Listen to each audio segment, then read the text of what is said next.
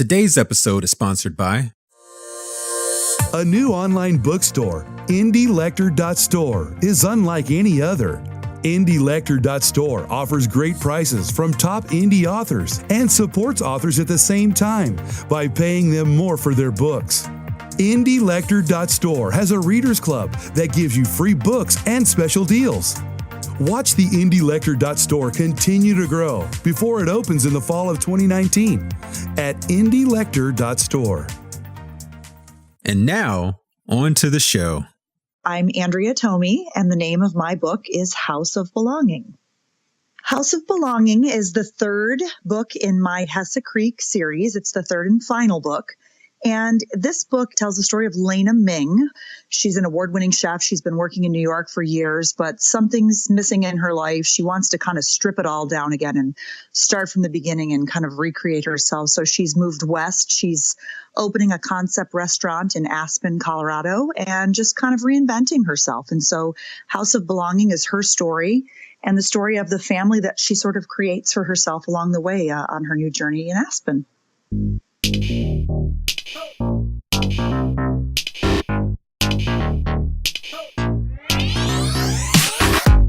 Book lovers unite! I'm Demethius Jackson, and you're listening to the Chapter 1 podcast. The greatest stories ever written all begin with Chapter 1.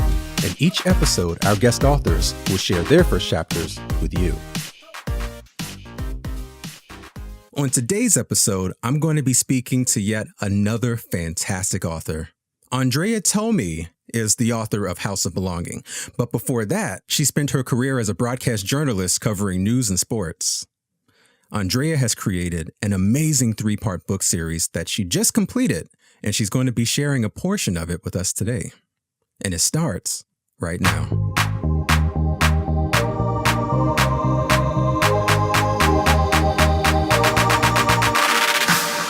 Chapter 1. She'd sworn she wouldn't look, but when the moment arrived, Laina Ming couldn't help herself. It felt like intruding on something she had no business witnessing, but Laina was confident she wasn't the only one who felt like an interloper that day because of the way his emotions were so plainly and openly etched across his face. The groom's expression had run the gamut from carefree to nervous, to the look he wore now as his gaze finally settled on his bride. Laina felt a tightness in her throat as she watched from her seat. He was so dashing in his shirt and bow tie, with trousers held up by suspenders, a dusting of russet whiskers covering his face. But it was the raw emotion behind his smile that caused Laina to swallow hard in an effort to rid herself of the lump in her throat. She turned her attention toward the object of the man's affection. The bride's tall, slender frame was draped elegantly in the most perfect, strapless, pale yellow dress. A mane of chestnut-colored hair floated gently in the breeze behind her. She wore a crown of tiny white flowers, and as she drew closer, Laina could see tears rolling down her cheeks, in contrast to the brilliant smile on her face. Everyone gathered that evening at Walland House in Aspen, Colorado, was enchanted. They knew what Laina had come to learn over the past year.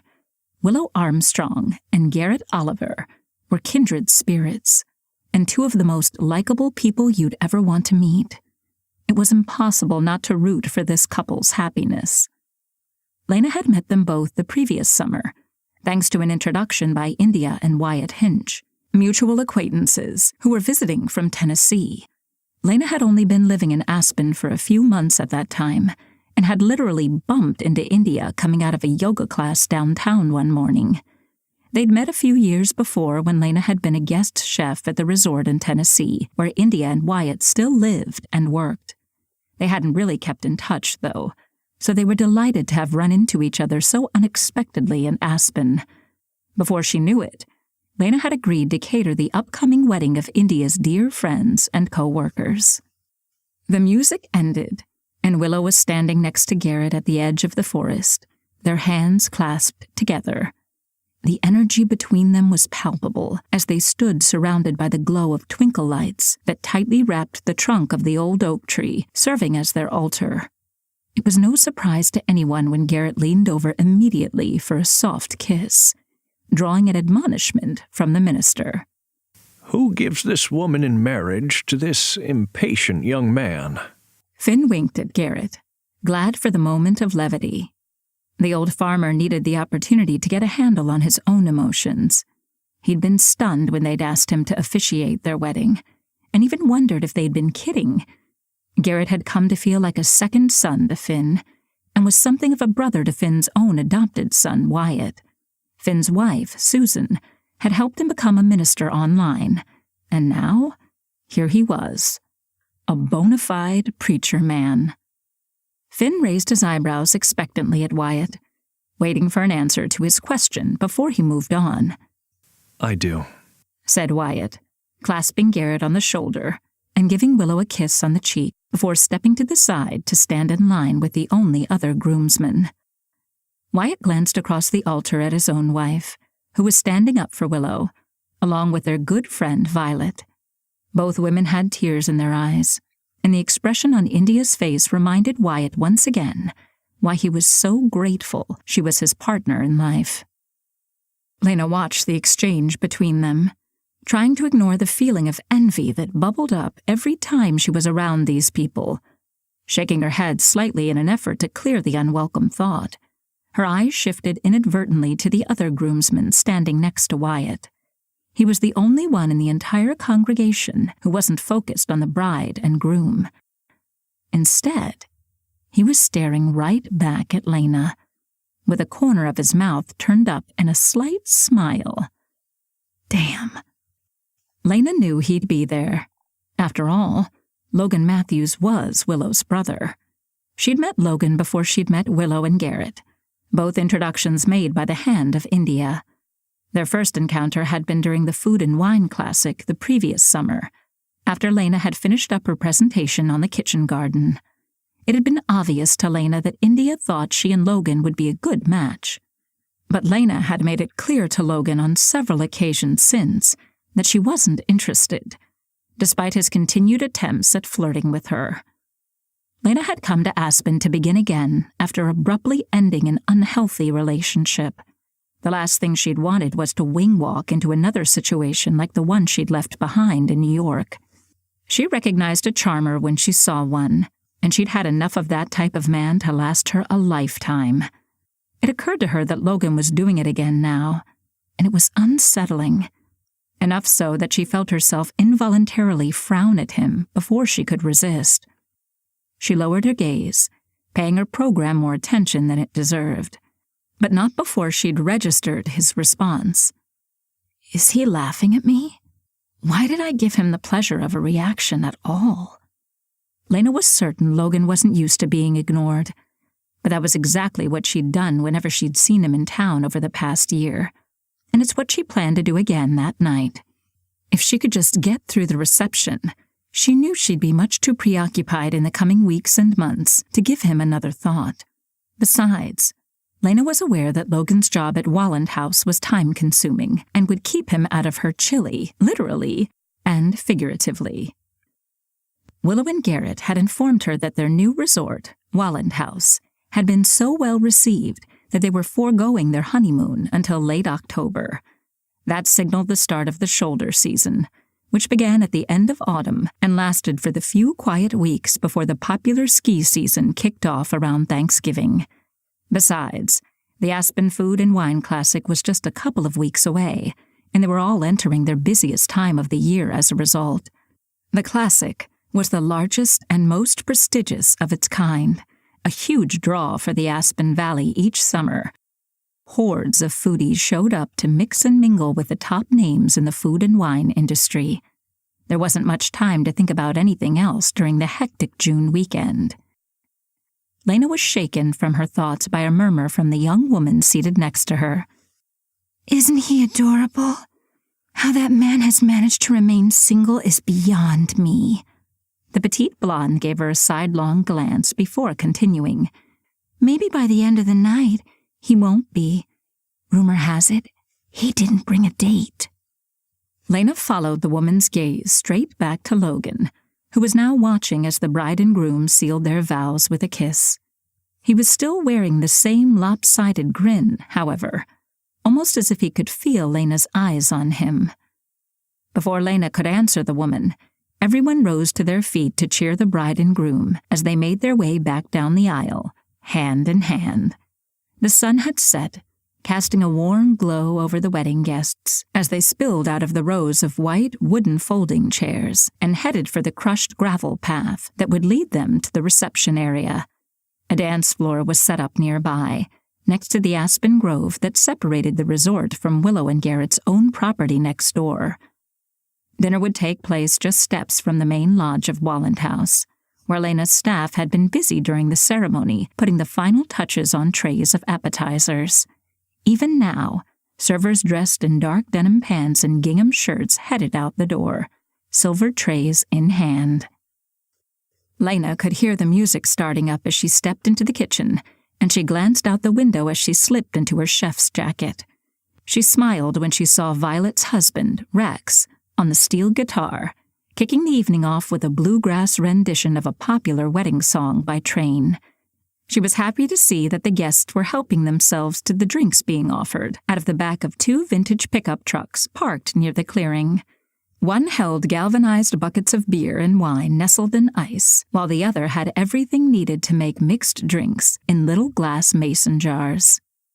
The wedding celebration continued, and the edible creations that spilled forth from the kitchen were absolute showstoppers. Laina had just put the finishing touches on the nests of chocolate egg truffles that would go home with guests after the reception when she felt a playful slap on her rear end. I can't believe you pulled it off. Donovan Laird was Laina's sous chef and best friend. They'd met years ago at the Natural Gourmet Institute in New York, where they'd both been students. And after an awkward attempt at dating, they'd been brutally honest with each other about their lack of chemistry. They'd been 2 peas in a pod ever since. Van was 6 years older than Laina, and he'd always been a stabilizing force in her life, despite remaining a bit of a mystery. He didn't share much about his family, but that was okay with Laina. He'd become her confidant and closest friend over the years, and she trusted Van with her life. Laina couldn't imagine having anyone else by her side, especially as she prepared to open her new restaurant in Aspen. Convincing Van to move to Colorado with her hadn't been hard. He'd recently broken up with a girlfriend and had been looking for a reason to do the same with a particularly temperamental chef he was no longer inspired to work for. Van was an excellent chef, even though he'd started his culinary career later than most. Still, Laina wondered sometimes if his heart was truly in it. She hoped that this new opportunity in Aspen would provide him the creative freedom she knew he'd always craved. Laina smiled at her dear friend, wiping the chocolate avocado mousse left on her hands with a nearby dish towel before unbuttoning her chef's coat and shrugging out of it to reveal the simple black dress she'd worn to the wedding. "Come on, Van. You doubted me? You know better than to do that." Laina kissed him on his whiskered cheek and was rewarded with a dimpled smile. Van was one of the most handsome men Laina had ever met, and his faint Scottish accent was the clincher. It was a minor miracle that he had maintained such a total lack of self-awareness for someone so good-looking. Even tonight, in his own black chef's jacket and with his lucky bandana wrapped around his forehead, he was striking. His hard work alongside Laina and the rest of the kitchen crew over the last 14 hours had done nothing to diminish that fact. Laina hadn't been surprised at all by the number of female guests who'd stopped by the kitchen to catch a glimpse of her captivating friend at work. Van leaned his large frame against the counter now, handing her a brew that he'd swiped from the Sub-Zero refrigerator as they watched the rest of their team clean up the remaining pots and pans. Laina and Van clinked bottles, each of them taking a long drag from their icy cold beers. They could hear the laughter and music as guests enjoyed the post-dinner dancing and drinks, the alcohol having loosened everyone up just enough to consider themselves excellent dancers. Van bumped Laina with his hip to get her attention and pushed away from the counter, unbuttoning his coat and slipping it off to reveal his usual all-black work ensemble of a t-shirt and jeans. Come on, they've got this covered. He gestured toward the rest of their young staff, busy tidying up the kitchen. You know full well that India will come looking for you if you don't get out there and enjoy a little bit of this party. You promised her you would, and I promised her I'd make you. Van finished off his beer in one long swallow, setting the bottle down with a thud on the counter next to Laina. Ignoring the protest in her eyes, he nodded toward the beer in her hand. You better finish that if you're planning to, because we're hitting the dance floor. Outside, the party was in full swing. The evening was warm for early summer, and the dance floor was hopping. The band had finished up a while ago, and now the tunes were cranking thanks to the DJ who had been hired for the late-night crowd. India's husband, Wyatt, was headed toward the house when he saw Laina and Van emerge from the kitchen. You've got good timing. My wife just sent me in after the two of you. I'm glad I won't be returning empty-handed. The trio chatted for a few moments about the rave reviews guests had given the food and the impending opening of Laina's new restaurant. But when the conversation shifted to the NBA playoffs, Laina saw her opportunity to escape, and she quietly slipped away while the men talked. The setting was pure magic. Hundreds of icicle lights hung from the tree branches overhead, and tables held flickering lanterns surrounded by mason jars overflowing with delicate flowers. This wedding was Willow and Garrett personified. Laina watched for a moment as the couple danced together to an upbeat Bruno Mars song. She couldn't help but grin when Garrett picked his bride up and swung her around before letting her slide slowly down into his embrace for a kiss that made their friends blush. Laina turned to fix herself a vodka and soda, and as she was squeezing a lemon wedge, she felt someone ease up next to her. She knew who it was before she turned to face him. You know, you really should open a restaurant. That was some dinner you served up tonight. Logan smiled at her, that same cheeky look he'd given her during the ceremony. Just a shame you weren't out here to enjoy it with us. He reached around her to grab the bottle of vodka to make himself a drink, brushing up against her ever so slightly in the process. The effect was as if someone had run a feather across her bare neck and shoulders, and Laina involuntarily shivered at the intrusion of her personal space. Logan noticed her stiffen, and he stifled a smile. Sorry, I just figured I'd need something a little stronger if I was going to get up the courage to ask you to dance. I mean, a guy can only handle so much rejection from one person, so go easy on me if the answer is no. He added ice cubes and a splash of Pellegrino to the vodka in his glass while he spoke. And now, he was stirring his drink and trying to gauge her response to his offer while he did so. This was the closest he'd been to her in weeks, so he took the opportunity to study her while he awaited her answer. Logan felt that, with her flawless skin and jet black hair, Laina was the most exotic woman he'd ever laid eyes on. Her last name spoke of an Asian heritage, but he knew from a quick Google search that she had Italian roots too. He didn't think she looked like she belonged to either ethnicity. No, she was definitely one of a kind. She studied him curiously with eyes that were somewhere between brown and green. He couldn't decide which. Here you are. I knew you'd try to wriggle away when I turned my back. Van had sidled up next to Laina, sliding his left arm around her waist protectively. He reached for a sip of her drink before handing it back to her with a wink. Laina watched in amusement as Logan's face fell just for a moment before he regained his composure. Van wasn't through with him yet. Who's this, Laina? He looked squarely at Logan. Friend of the bride or groom? Logan steeled himself with a sip of his drink before extending his right hand in greeting. Logan Matthews. I'm a friend to both, actually, but I'm also the brother of the bride. And you are? Logan knew exactly who this man was.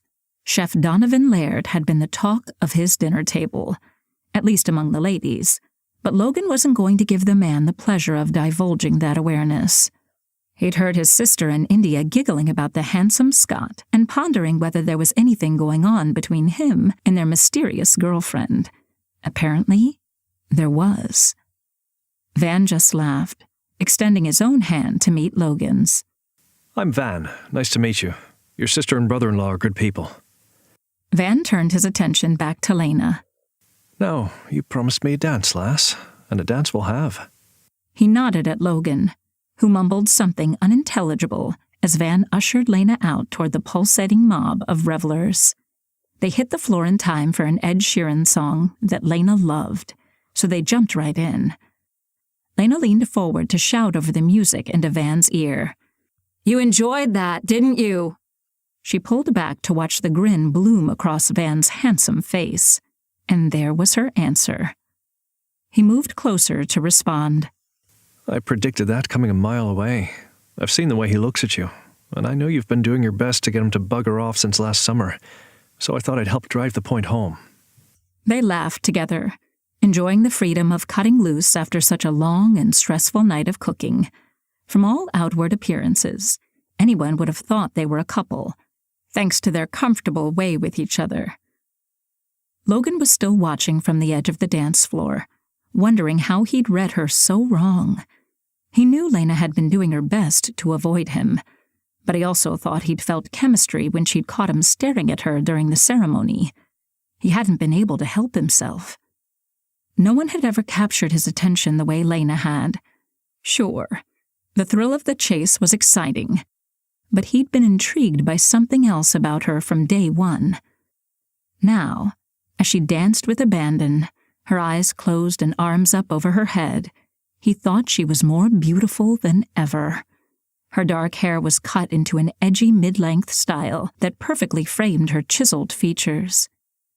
As she swayed to the beat, her hair swept across her face, inciting Logan to curse under his breath. Damned Scottish accent. It wasn't that cool. Laina was fully aware that Logan was still watching her, and she was mildly annoyed with herself for feeling pleased by his attention.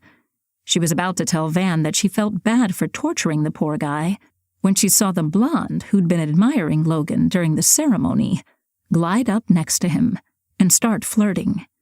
Before long, Logan took the woman's hand and led her to the dance floor, just as the music slowed down. When Laina saw him draw the woman up against his chest, it wasn't relief that she felt. Grabbing Van by the hand, she steered him back toward the lodge kitchen, ready to wrap things up for the night and put this reception behind her. She intended to focus on why she'd come to Aspen in the first place. She had a restaurant to open and a new chapter of her life to begin. There was no time for distractions.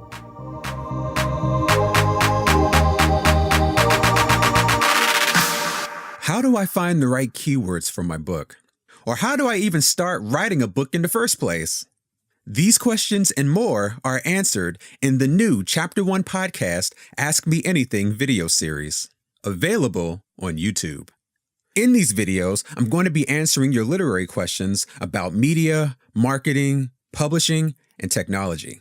So think about anything you've ever wanted to know about writing, publishing, and promoting a book, and then send those questions to info@ch1podcast.com. To access these videos, just click the link in the show notes or search for Chapter 1 Podcast on YouTube. First, congratulations on finishing not only House of Belonging, but the entire Hesse Creek series. Well, thank you. It was it was quite an undertaking. I still can't believe that I did it, honestly, when I wake up some days, but I've absolutely loved the second career. Yeah. For those unfamiliar with the series, can you provide us with an overview? Sure. So Walland was the first book, and I wrote that in 2016, or published it in 2016, rather. And that's the story of a broadcast journalist. She goes on a trip to a place in Tennessee near the Smoky Mountains to a photography workshop. And it's sort of a fast and furious love story, really, Walland is. And then the second book is called Seeds of Intention, and it's set part of the time in Tennessee, and then it takes a turn out west. The primary character's name is Garrett, and he's an heirloom farmer on the same property where India, my character from the first book, attended her workshop. So there's a common thread throughout these stories in that one character that's a minor character in the first book becomes a major in the second, and so on. The same thing happens with the third. So Laina Ming was actually a character in the first book. I touched on her very briefly, and I wasn't sure I was going to revisit her, but I saw a documentary on a wonderful female chef named Dominique Crenn, and I was so inspired by her that my mind flashed back to Laina, and I thought, gosh, she's my muse for Laina, and this is going to be Laina's book. Are you a foodie? I guess I am. I didn't realize I was. It sort of snuck up on me. I appreciate food as art. I think it's so cool when anybody, whatever they're doing, whether they're a chef or a painter or a singer or whatever, is doing something to make the world a more beautiful place. And I think I appreciate food for that. Absolutely. It's another form of art. Yeah. I love the way that your characters are interwoven within the books. Where did the inspiration for the series and this particular story come from? Well, I think my destinations were sort of my main characters before even the people. The place in Tennessee is a place my husband and I have traveled for about the last decade or so many times. And I'm a mountain girl. I love the smell of a wood burning fire and the crackle of leaves and hiking in the forest and all the sounds and all of that. And I wanted to take readers on a journey to a place that I loved. And the story itself, literally, I had no outline for that first book. I sat down and it was really just sort of a cathartic exercise for me. In the beginning, I was writing after the death of my mom, and my mom was a self-published poet 20 years ago. And so she was a writer. And so I definitely got that gene from her. But I was writing just sort of as a way to kind of come out of the dark place in my life after her death. And I wanted to write something happy and positive. And that's how Wallen was born. So, it was just sort of a happy accident, this whole second career. Would you say that Laina and Logan are reflections of yourself or of people you know? No, but they have qualities. I think they have qualities in how I'm trying to raise my children. I really want my daughter to grow up to be strong and independent and not be afraid to, reach for the very top, but also to maintain a softness and a vulnerability, kind of walk that line. It's difficult. And I want my son to have a lot of the qualities that I created in Logan. I want him to be thoughtful and kind. And I don't think all male characters have to be brooding or angry or, the men in my life aren't that way. So I just kind of write the men that I know. It's interesting you say that, actually. I just recently heard a study that was identifying how young men, particularly young boys around the age of 10 to 12, they're still very much in touch with their emotions and their friendships and their connections with other people. And then somewhere around those dreaded teenage years, that's when all of that gets suppressed. And then people start, questioning, oh, why are you crying about that? Or, oh, you're a this or you're a sissy. And all of those emotions go within, and sometimes they never come back out. Well, that's really interesting because my son is 10. So I'm right there. And my daughter is almost 16. And my son is really a tender heart and a thoughtful, sweet young man. And I just hope, that's something above and beyond everything. He's very good at sports and but I want him to just maintain that. And I always want him to have empathy. And so we do try to just really kind of talk to our kids about what's going on in the world right now and how people are treating one another and how there is sort of a lack of empathy and in my mind, a lack of kindness. And I just hope that these kids and that, that generation, I'm sure every generation says it, that the next one's going to save us. But boy, I sure hope these kids can do better than we have. Yeah, well, we can only go up from here. Isn't that right? Right. That is the truth. Well, within your story, you're actually addressing some pretty significant social and philosophical themes such as nature versus nurture, openness, and intimacy. What do you want readers to understand about those themes or learn about themselves from your story? I just hope that I hope it just provides thought, whatever direction they want to take it. The whole nature versus nurture, the family, there's a family you're born and the family you create.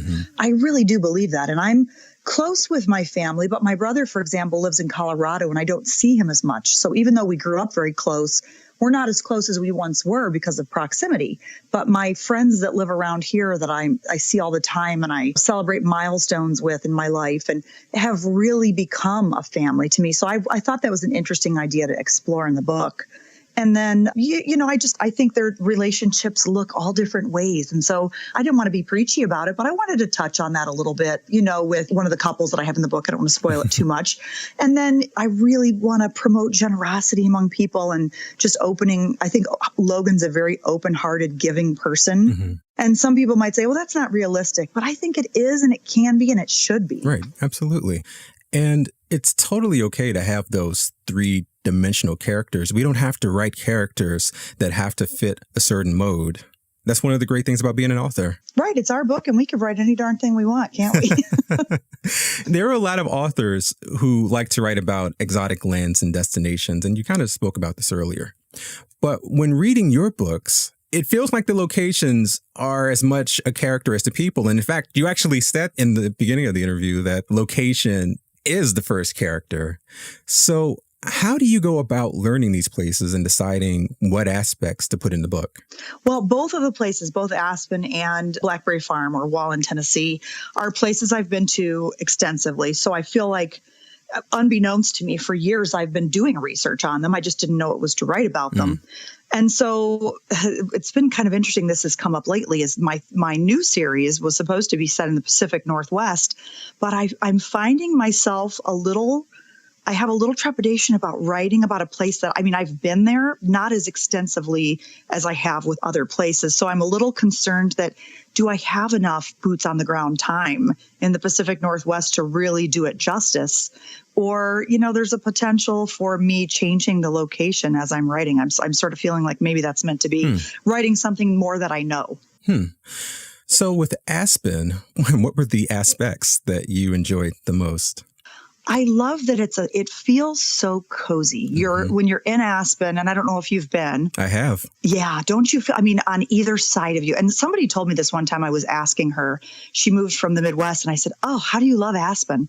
And she said, "I love it as long as you can get out for a little while every so often." She said, "It can start to feel a little claustrophobic." And she said, "I don't mean the people, but the mountains really hug you." Yes. There's mountains on one side and mountains on the other, and there's not a lot of way to go in between. The mountains are literally on the other side of the street. Yeah. And I thought that was so interesting. And now that's in my head every time I go there. It feels like you're getting a hug, and I've never been there long enough to get the claustrophobia. And it's a hard place to get to, but I think it's worth the effort. Yeah, it definitely is. And that was my impression as well, that it felt kind of like a small town, so to speak, even though Aspen is such a big name and a big location in Colorado. Well, and I like to go, I think in some cases people are overrated. So I like to go in the shoulder seasons. I'm actually going with my husband in September, right after all the lifts close and everything, and it gets kind of quiet in town. To me, that's the best time to go. The leaves are turning and the streets aren't as crowded. You can walk into any restaurant and sit down and have a bite. And that's where the locals really come out and get to enjoy their town. That's what it was like when I was there. I didn't experience the changing leaves. It was actually the dead of winter when I was there, and it was really cold. And because it's a higher altitude, I had a headache for like the very first day to adjust to the low oxygen. Yes. But I had one of the best times I've ever had. Yeah, it's really cool. There's live music. There's a great little independent bookstore in town that's been visited by presidents, and it's a cool store. It's in an old Victorian house, and they're so welcoming to me. They had me do an event last year. I don't know. It feels very neighborhoody. So we just totally went on an Aspen tangent there. We totally did. So what type of emotions are you experiencing with this final book and series now that it's complete?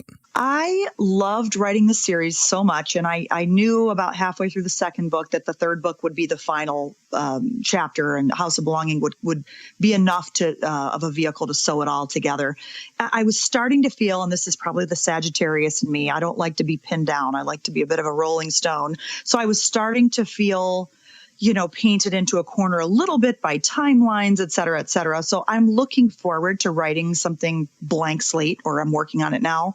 But I will miss these characters. They sort of did become like friends, and I felt like I really inhabited them and got to know them well. So it was bittersweet. Yeah, and that makes a lot of sense. Can you tell us a little about your life before becoming an author? Specifically, what made you finally decide to take that leap? Sure. So out of college, I started my career as a sports reporter and anchor, and I loved doing that. And then I interviewed someone who was particularly riveting, who I've now been married to for 20 years.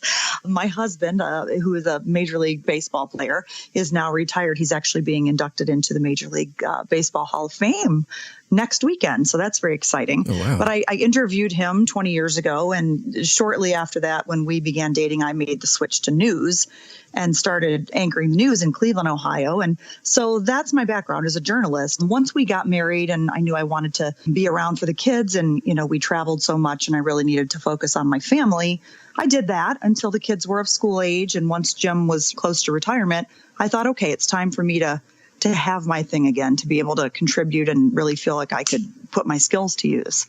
And so, and it was right around the time, like I said, that my mom passed away, and it just was divine timing. Like it all happened at the right time. And I sat down to start this, and it's just been no looking back. I've loved every moment of it. Would you say that the story was in you, or was it a story you eventually discovered?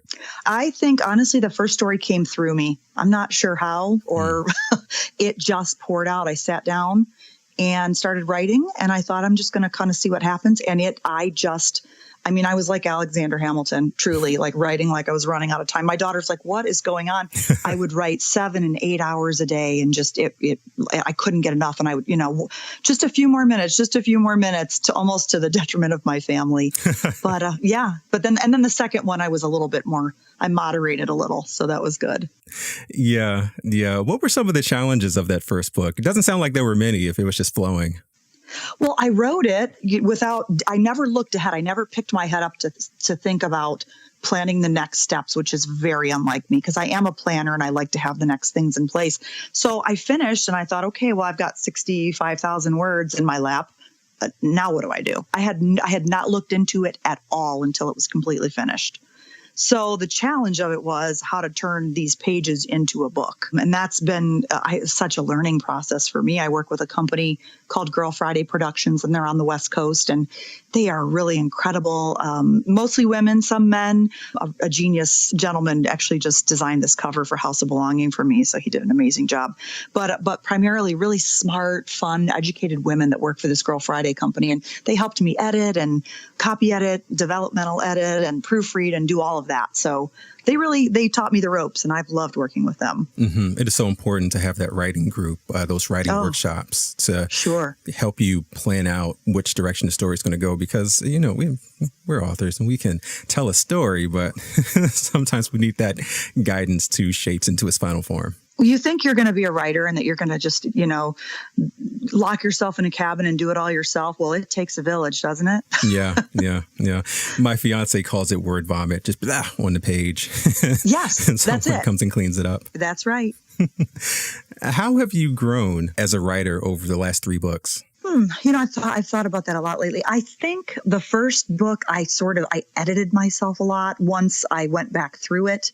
And I didn't write as freely because, boy, when I finished it and turning it around and showing it to people was such a vulnerability, the likes of which I've never experienced. So I was guarded a little bit, I would say. I've become less guarded in my writing and less guarded in my subject matter and things I'm afraid to talk about or share or tackle. I'm more comfortable in my own skin as a writer the more I do it. Mm-hmm. Was it a challenge going from journalism and news to writing fiction, or was it a smooth transition? It was a challenge for me because the way I've always written, and even when I write emails and things to people, I do it in little brief thoughts. So I'll write something and I ... And then I write something and I ... And that's just a journalistic style of writing when you're writing scripts, so that you pause. And so just getting back to the brass tacks of grammar, and making sentence structure and actual just one dot at the end of a sentence was an adjustment for me. Oh, yeah. Isn't it the worst sometimes? Oh, my goodness. Yeah. So I always ask, and I ask this of pretty much every author who comes onto the show, what advice would you give yourself in the beginning, or a writer just starting out, that you wish you had? Well, if I had a dime for every time I heard someone say, gosh, I would love to write a book, but I don't have it in me. I think we all have it in us. I would say believe in yourself, open the computer or open the notebook and start writing, and don't judge yourself for the first 20 pages. Just let it flow. And then see what happens. I mean, give yourself the chance. Don't shut yourself down before you ever get out of the gate. And then a practical piece of advice is make sure you have an office with a door and a do not disturb sign, because, boy, there are too many distractions in this day and age, and put your computer in airplane mode. Absolutely. Kind of on a side note, my phone actually is permanently on Do Not Disturb, and I have my favorites that can ring through because otherwise telemarketers, people I don't know are just blowing that phone up. So that's a hot tip. I'm going to have to figure out how to do that. I'll be doing that tonight. And I heard rumor that you were working on a new series, so I'm glad you mentioned it. Can you tell us a little about that? Sure. So it is definitely about three brothers. I don't know what fascinates me about writing from the male perspective, but I just love writing male characters. So the first book is, it's actually about a family of brewers. They brew beer, and I like industries where it's a family business. That's my dad had a family business. And to me, I think there's so many ways you can go with that. And so that's just sort of the overall idea of it. And just the story of the three brothers are probably going to be the three books in this series. But don't hold me to that. Who knows what crazy ideas I'm going to come up with once I get knee deep. Right on. Well, we can't wait to read that as well. Thank you. Thank you so much for joining us today. Where can readers go to find out more about you and your books online? Sure. So I have a website, and it's www.andreathome.com. And I have all kinds of photographs from these places that I write about too on there. I took the covers of all three of my books, the photographs for the covers. So I'm also kind of a hack photographer. So I share a lot of that on my website. And then I'm also on Facebook as Andrea Thome, author, and then Instagram and Twitter as well. So I try to share kind of original content on all three of them. I don't cross promote too much, but occasionally. Right on.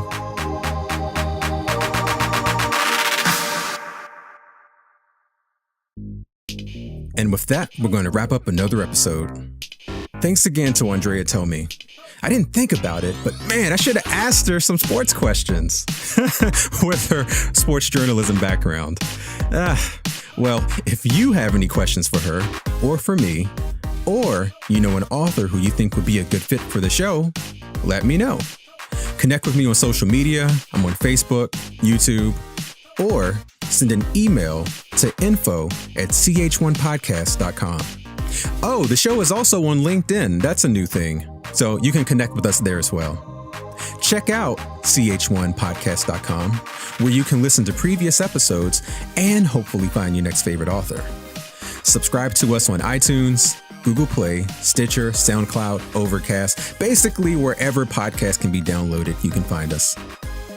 Don't forget to write us a review. And admittedly, even though I ask for reviews on each episode, I don't actually promote it as well as I should. So this is me promoting it a little bit more. To leave us a review, we would greatly appreciate it.